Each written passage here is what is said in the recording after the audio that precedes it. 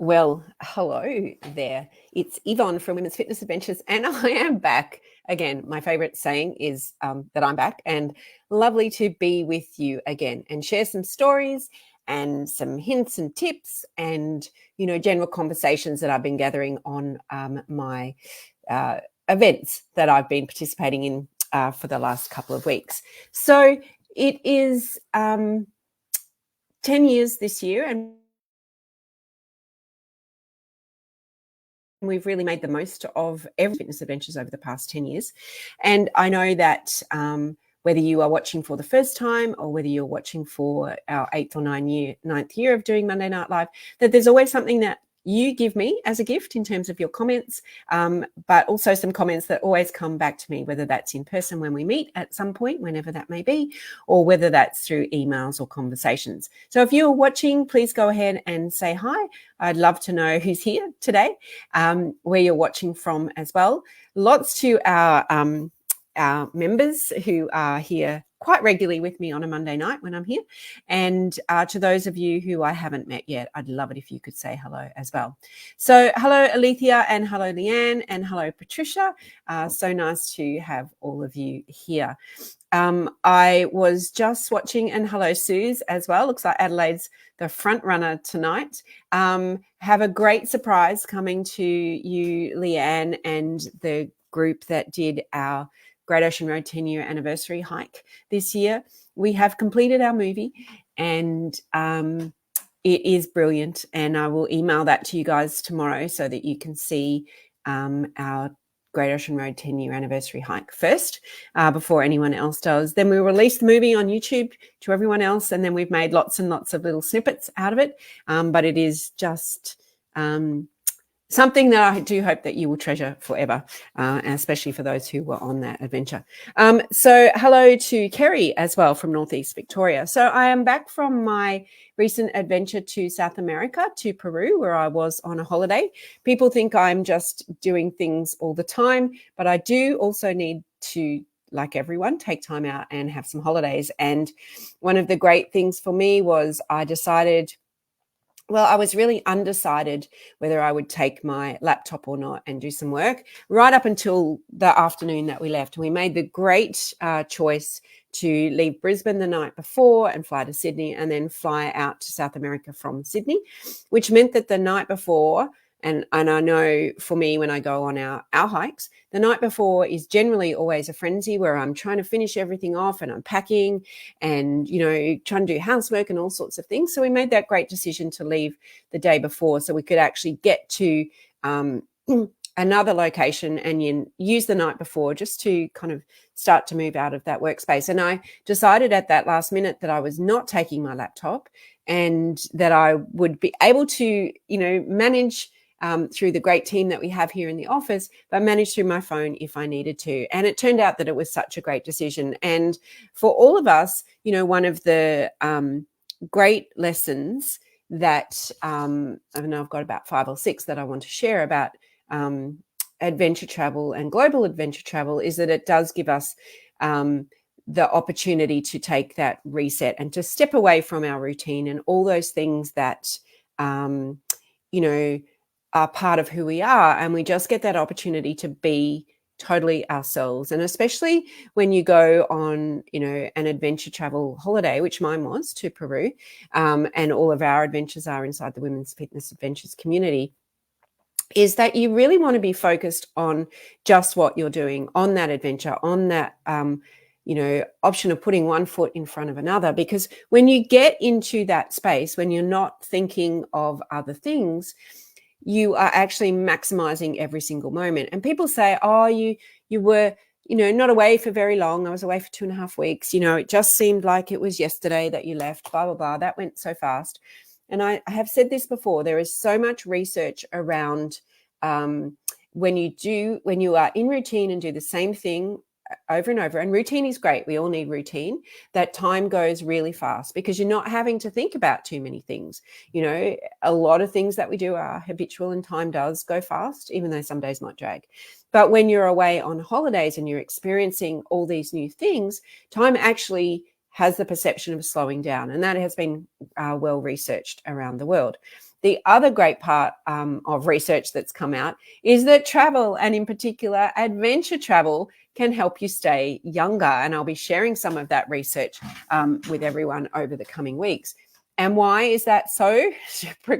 To quote Julia Sumner Miller, is because when we are going to new places or new spaces, and whether that's, to another suburb or whether that's far away to the other side of the world, we are having to possibly navigate how to get there, possibly learn, opposite side of the road, perhaps different food and cuisines or languages and culture.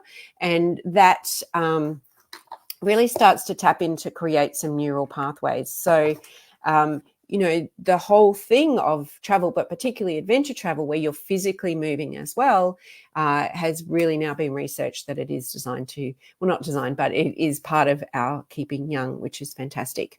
So let me check in again. So Leanne, yes, that the video is amazing. It is, James and I are going to put it up for a Grammy.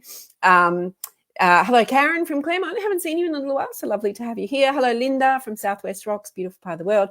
Sandra from Sydney, Veronica from Yenda. I love it when I learn all these new places as well. Carolyn from Newcastle. Carolyn, not long now, and we will be hanging out in Corsica. And Gillian, hello, Gillian from Redlands. Lovely to have you here as well. So, my topic for tonight is the global lessons of adventure travel. So I have recently returned from holiday. Most of you know I went to Peru on a holiday with my husband. It was a bucket list. We saw the sights and we saw so much more. We learnt so much more. We appreciated so much more. We are grateful for so much more. And they're all the things that wherever we go, wherever we get out of our comfort zone, we learn so much about ourselves and we learn so much about other people and other cultures. And I really wish that when I was at high school many, many years ago, that Netflix had have been around and global travel had have been a lot more easier, because if it was, I would have done ancient history. I love learning about how everything, no matter what we do here in our own little world, we think we're, not making much of a difference, but how every single thing we do is so interconnected with the world, and sliding doors or single decisions, we may never know what consequences they have. But when you see and do and hear so much, you see the consequences of just little decisions that someone perhaps like you and I thought would never make a difference, and it certainly does. So, it may be a different landscape if Netflix and global travel had been easier all those years ago when I was at school. And hello, Gwen from Port Macquarie as well. So on my holiday, we did do some hiking. We hiked up to Machu Picchu. We didn't do the full Inca Trail. Didn't have enough time for that, but we did a full day's hike. And then we did another mountain after that. All of those iconic places in Peru are at altitude. So what that means is it adds just another layer of difficulty, or another layer of challenge, or another layer of opportunity, depending how you look at it, to your holiday. So when, and hello, Susan, when the guide rang us a couple of days before our Machu Picchu trek, he rang and said, hello, it's Edward here. I'm just checking in. We've got a hike in a couple of days. Just checking in if you have hiking shoes. Yeah, we're good. Just checking in you have a backpack. Yep, we're good. Just checking in that you have hiking poles. Yep, we're good. That you're going to carry water. Yeah, we've got water bladders. We're fine. And he goes, and a raincoat just in case. Yeah. He goes, oh my gosh. Okay, good. That's exciting. I'll pick you up in 2 days' time at 5 a.m. and we're off. And if you think Queenslanders get up early, go on holiday to Peru. They get up super early.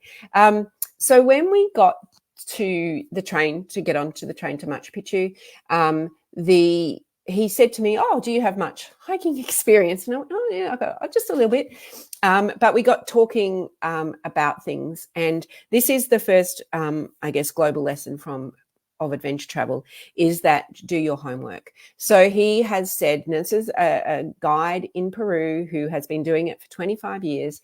He said that a lot of people get booked on trips with him. He doesn't get to meet them until the day, and that the travel agents, the people who are booking them on trips have no idea whether the people are capable of doing that hike, what the hike is like. Some travel agents globally promote the Inca Trail as beginner. It's definitely not a beginner hike. You need to have some hiking skill to do it. It's doable, but it's not certainly, something you would choose first off. But he said it's amazing how many people will also make up stories about their fitness level, and then find that they're in trouble and putting the whole, group in trouble. So we chose private tours, and that's what most of it does. So, it was the two of us with a guide, which was the best way to go. But he said that pattern plays out over and over and over again. So I know when we go on adventure with our group, and many of you have been on our adventures, and if you have comments or questions or observations, please go ahead and drop them in here, is that we've met for 12 to 18 months or longer. We know each other. You have the opportunity to ask us questions about fitness levels, about gear and equipment, about what the trails look like, about the what if, what happens, because we know the trails. We have that experience. And if we don't know the trails when we go on our first adventures, we have great partners that we have relationships with that we can get that information. So we take out a lot of that mystery. That means the adventure, the hike, the activity is much more successful. So perhaps the first lesson is to do your homework, is to go, I want to go on that hike. Where am I getting my information from? What is the right information? And it's my power of 5 again, Don't get your information about a hike from someone who doesn't hike, from someone who just books travel that is, anything but hiking. Make sure that you go to the source, that you do your own research. And we were chatting as a group last week, and someone said that they went on a hike once somewhere, and she had done her homework, but the rest of the people on the hike, no one had been told they had to swim 100 meters in a cave. But she had done the work, and she said so many people just stopped there at that point and turned around. So do your homework. Find the people that have either the knowledge or the skill or the experience or the ability to find that information out before you book onto something. Because, part of the joy of the adventure is being successful on it. After all, that's why we book into it. So that's the first lesson, is do your homework. The second lesson, and hello, Louise, and hello, Marie, is do the training. But you might say, okay, well, I'm going to do the training, but where do I get that information from? And the big question, we've got our masterclass coming up in a couple of weeks about trail preparation, anxiety, nervousness, fitness training, that sort of thing, is that the big question is, will I be fit enough? Will I have done enough training? And so that's a $50 million trillion question. And if anyone has the answer, please put it into the chat. Because first of all, do the training, but where do you get your training from? Now, some of you may know that this week I leave to run the marathon, and there are running groups, and there are running groups, and there are hiking groups, and there are hiking groups, and there's meetups and all sorts of things. But make sure that you get the trusted advice to do the training that's appropriate to what you're doing. Now, I know with my running group, the coach is been around for a long, long time. He has expertise in running, and the training plan that he has given me is very different to perhaps some new running groups that are out there that say that you can run a marathon with 12 weeks training. You can't, not if you want to walk properly. It's the rare individual that can go from not running at all to being 12 weeks in to run a marathon. So making sure that you do the training, but doing the right training so that you've done what you need to do beforehand so that you get there and enjoy it. But the question is, and the big question is, will I be fit enough to do the hike? And I really would love some comments here. And I know there's a bit of a 30-second delay, so I'll slow down my conversation. The question is not really, will I be fit enough to do the training? I'd love it if you could actually answer my why. Why is that a worry? Am I fit enough? Will I have done enough training? Because I think the real question is not that at all. Because I think the real question is, will I be able to keep up?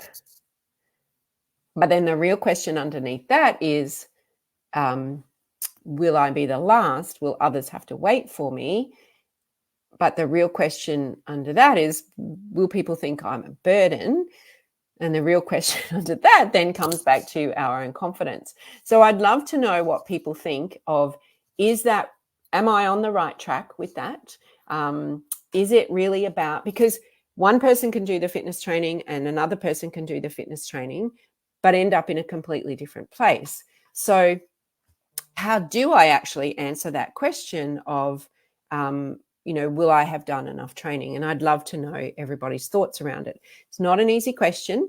And we do say, if you follow the training plan, there will always be, just like in education and all sorts of things,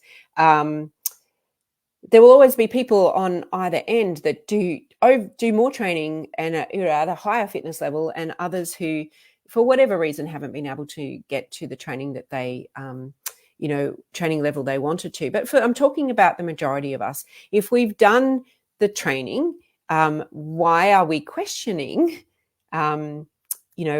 will I be fit enough for the adventure? So Carolyn is coming up to an adventure with us in Corsica, and we'll be there in a couple of weeks, and says she's so excited to see how she goes for this adventure, because she has definitely done the fitness training. And we spoke about this when we were in Greece earlier this year. And Mandy says, okay, the question is because we don't know how high or how steep the trail will be. But if we give you that information, us, I'm not talking everybody else, if we give you that information, if we give you the trail conditions, which we have done in our meetings that we have for our adventures, if we give you the elevations, if we give you the type of, the distance, the type of things that we're doing, and we give you the plan, why is it, and you follow the plan, why is it still a question of, will my fitness be enough? Is it a different question? And that's what I'm trying to determine. Is the question actually related to, I followed the plan? Is it reassurance? Is it confidence? Is it worried about holding others up? That type of thing. So I'm keen to know. And hello, Chrissy, welcome. The other question, the other global lesson from adventure travel is the right gear. And I know we spoke about this at the masterclass the other night, is that there is so much stuff that we can take. And there are a lot of adventure stores out there now trying or hosting, hiking workshops and stuff like that, with their goal is to sell you the gear and equipment.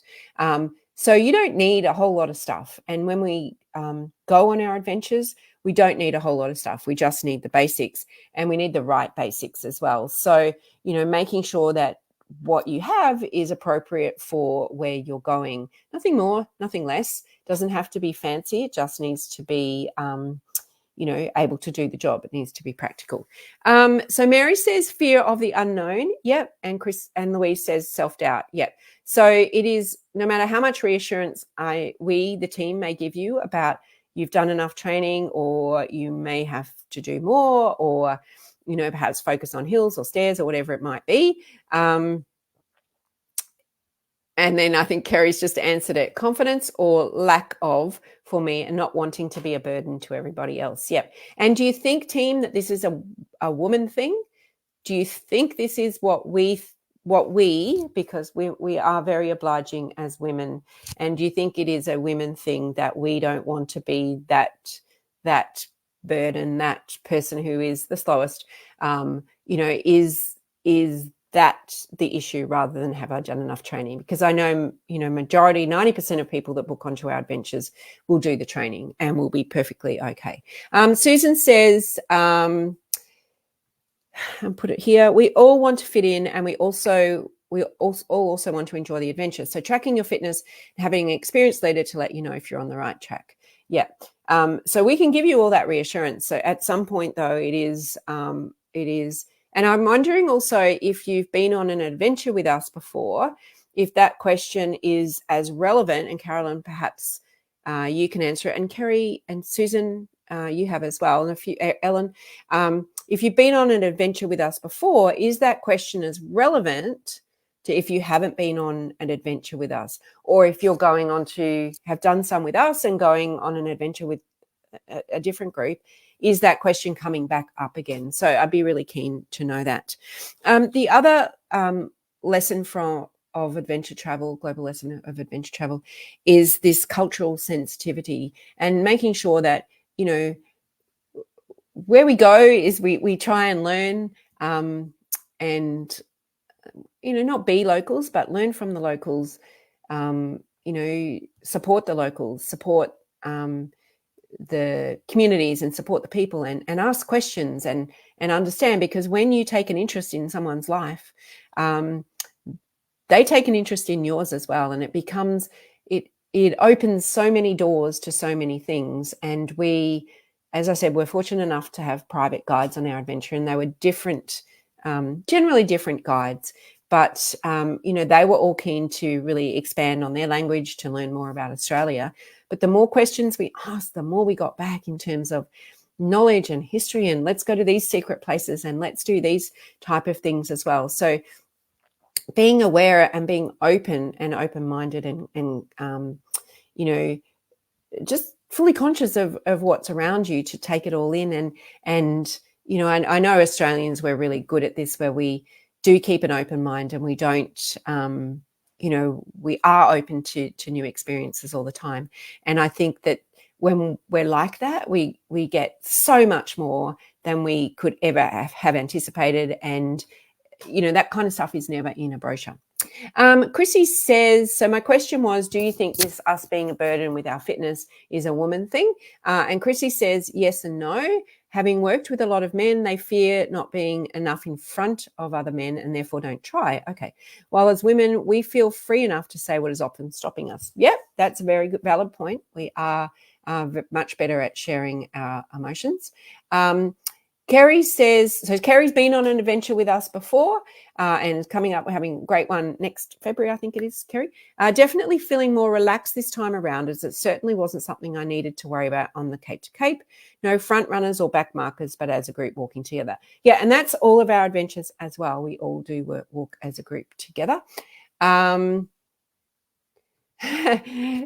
says, there's always that niggly thought, will I cope? Can't wait for Corsica. I think sometimes having this niggly thought is a good thing, because if we were just super confident all the time, then, as in one of our member stories, Dorothy put it, it's this friendly fear that keeps us on our toes and motivated and just, you know, maintaining and increasing that level of fitness all the time. Susan says, I found my first adventure is the one where I lacked confidence in my abilities, but the more I do, the more my confidence grows. Yeah, that's it with anything. You know, everything is messy at the beginning, or, well, you know, difficult in the beginning, messy in the middle, and glorious as we get used to it. So Ellen says, and Ellen's been on lots of adventures too, don't think it is as relevant. Having been on several adventures with women's fitness adventures, I know that I can trust the process, and I've realized that there is a lot of care and attention paid behind the scenes to ensure we had the best opportunity to enjoy the adventure to the max. Trust the process, do the training, and you will enjoy. Yeah, absolutely. But it still doesn't take away that question that people have, is, will I be fit enough? And every poll I do over the past 10 years has been the same thing at the top of the list. Will I be fit enough? And despite the reassurances that I can give when we get to talk, it still comes up. So it's nice to know that those of you who have been on one adventure, you know, are building that confidence to know that this is a thing that will disappear. And when we watch our Great Ocean Road video, you'll see some of these comments coming back to you as well. And Gwen says, once we have experienced the wonderful sport of women's fitness adventures, it's just a bit easier the next time. Yeah. And we don't want to be easy street the whole time, because we want to grow and challenge ourselves as well. And then the next thing, so that was number 4, the cultural, being open to all suggestions. The next thing is emergencies or unexpected challenges. And it's really interesting that we can, you know, and we do here, we try and, well, we aim to complete the adventure as per the itinerary, but sometimes due to weather or, you know, circumstances beyond our control, things don't go to plan. And one of the things that's really important is to know what you're getting to start with, and, you know, to know what the safety is, to know what the alternatives are, to know what happens if, and you can find that out in brochures and stuff, but you should, but you can also find that out by asking questions.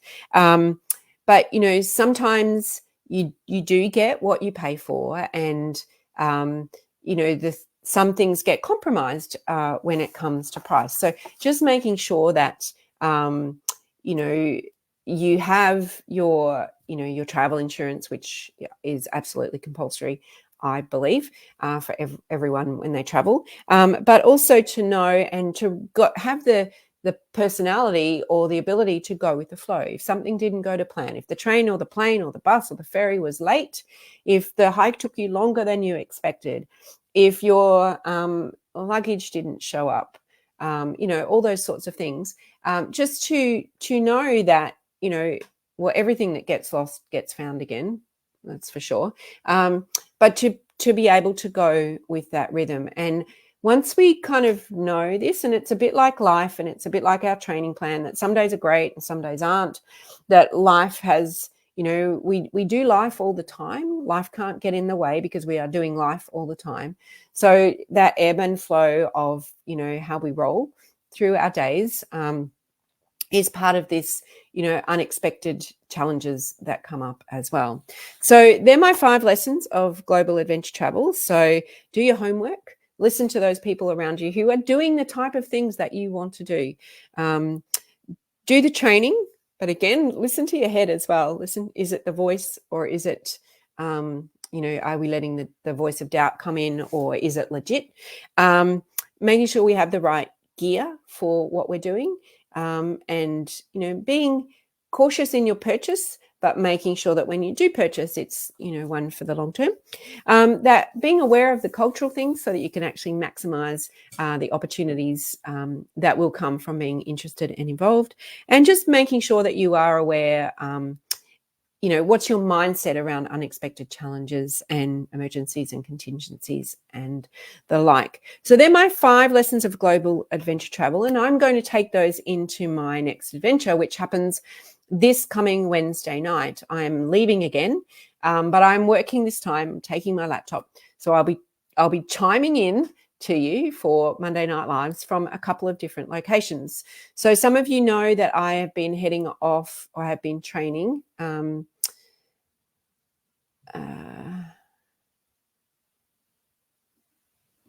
Yeah, I'm just going to share this other comment first, because we were talking about this yesterday as well, from Colette. One of the things I observed is that a lot of women train for an adventure, but often not enough, or don't do the training to the level we suggest, and then after the adventures, they stop. Then they start again, and if they want to do another adventure, everything starts again. Yeah, and that's a really valid point, and it segues into what I'm going to talk about next as well, is that when we start off looking for an adventure and we find the one that we want to do, and we train, and hopefully we do the training, we get to the point where we're at a level of fitness.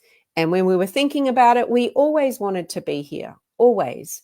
And so we trained and we get there. And then, and we see this, and we know from our research into women's health and wellness that if you have got to a level of fitness and you set yourself another goal, you will keep going. Your confidence, your self-esteem, your overall time devoted to health, your health, to your exercise, your days to weekly movement, everything improves from where it was. And when you were thinking about it to here, this is where you always wanted to be. You were down here dreaming of this day where you wanted to be up here.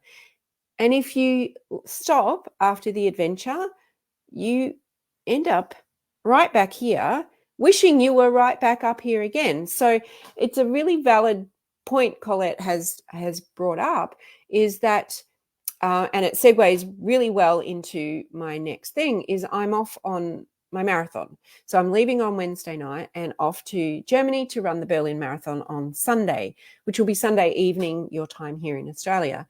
And some very good friends of mine in my running group, and they may be listening, and if you are, who are 70 and 74, they ran the Sydney Marathon 2 weeks ago. This is their 3rd marathon in the last 12 months.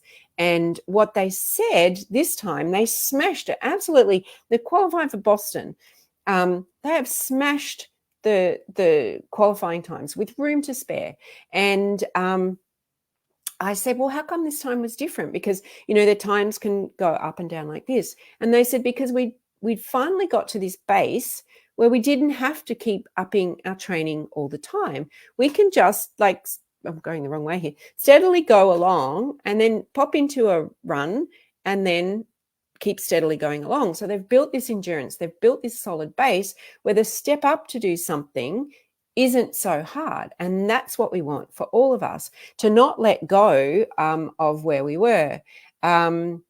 Carolyn's already got her first hike organized when she returns from this one. So years ago, when I was early on in my running, we used to go to a running camp, and Steve Monaghetti, the Australian runner, was there. And I was running on my own at the stage and had the opportunity to run with him for a couple of kilometers. And what he would say is that when you get to a certain level of fitness, don't stop. Just maintain that level, have some goal that you're working towards, because where you get to is where you dreamed you wanted to be. And if you let that go, you'll end up right back, back to that dreaming stage. So I do head off this week. My run is on Sunday. And what I want to share about that run is, no, a marathon is not for everyone. It will be my second in 10 years. But I didn't start running till I was in my mid 40s. And the reason I share that is you might look at me and think, she looks like a runner or she doesn't look like a runner. I'm not a fast runner, but that's okay. It's easy for her. She does this, she does that. It's not easy. I like challenging myself to do different things. But my point is that we're never too old to start something. It doesn't matter what it is. And when I first started, I couldn't run 3 kilometers. I did the 0 to 3K. I couldn't run up a hill. My kids were going, hey, Mum, you can't make 3 kilometers. Now it's a different story. But what did I do? The thing I say to everybody is consistency over time equals results. I kept at it. There were days where I plateaued. There are days where I thought, I'm never going to get any faster. And I did.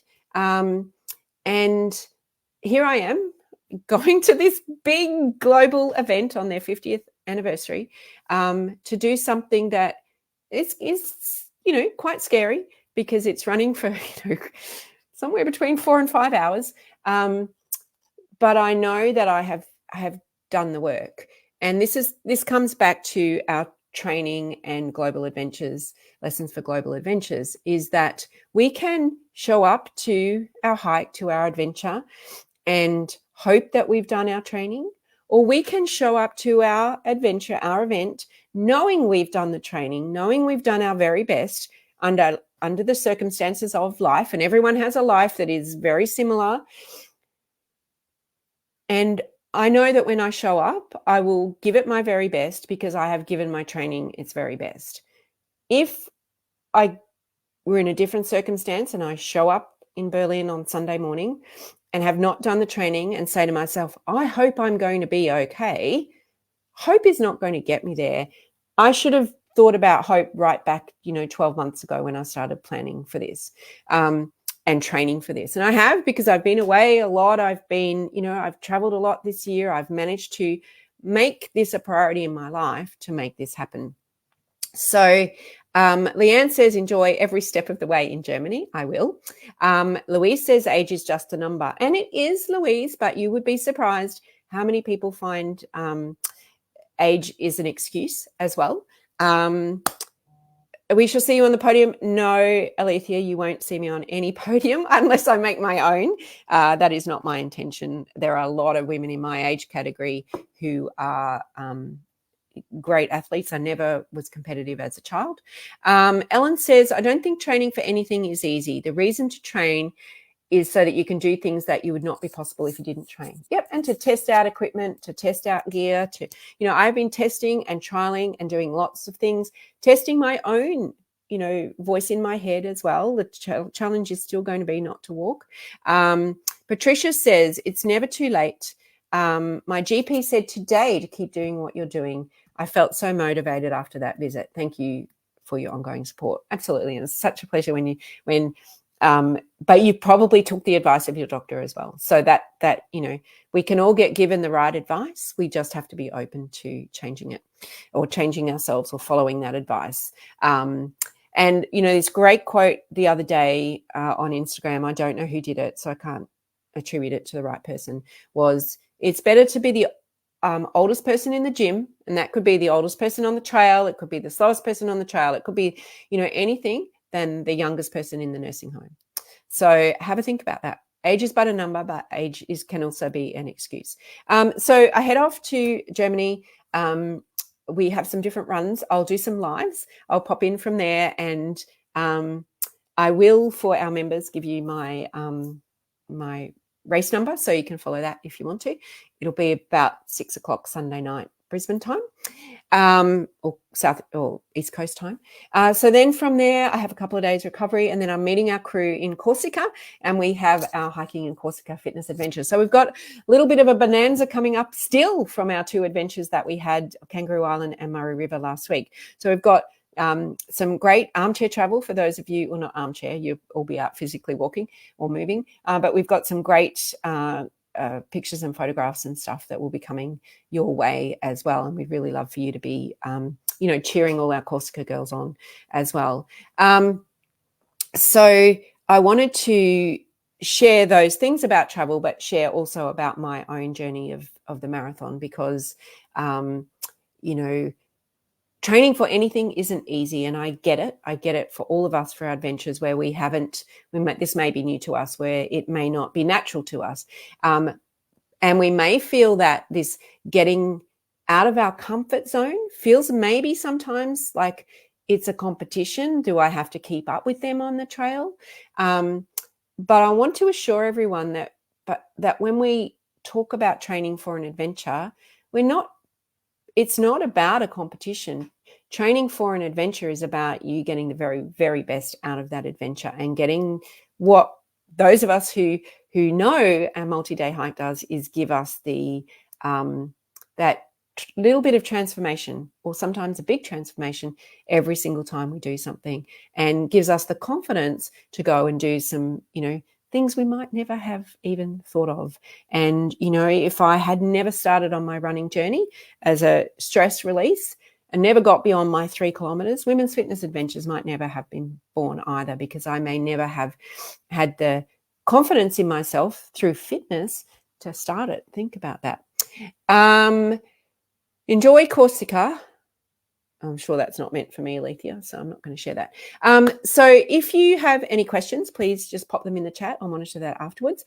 Just a quick reminder, if you are loving our adventures, we do have nothing left for this year, but certainly only a couple of spots for Tarkine in January in the school holidays. Peak beautiful time in Tasmania, beautiful weather. Generally, can't guarantee, but generally beautiful weather. We have I think 2 spots left for Japan, 2 spots left for Vietnam, a few spots left for Germany. I encourage you, we were talking today, Germany is Painter's Way, one of the best hikes we have ever done, and just so beautiful. Every day is a postcard. So have a think. Oh, and India, of course. We've got quite a few spots left on our India adventure. We will be closing that at the end of October. So if you've dreamt of going to India, if you want to do some hiking and some sights, and knowing India is really busy and lots of people, and how do you navigate your way around, we've got all that covered. It's all private transfers. We know, and I know from my own adventures, that when you take away that decision-making thing of how do I get to the station, how do I check in, how do I do this, how do I do that, when you take all that away, you actually get to enjoy so much more, because you're just focused on you, and someone else is giving you all of those directions. So that is it from me. I will come into you from the other side of the world sometime after my run, but for our members, I'll give you my bib number before I go, and you can track me. And I will be having all of you not on my shoulders, but in my head, knowing that you're all doing your own training for your adventures as well, and living your best life. So thanks for joining me for Monday Night Live. I'm back in this location for today only, but I'm back. So I look forward to catching up with you hopefully next Monday. So take care, and we'll talk then. Bye.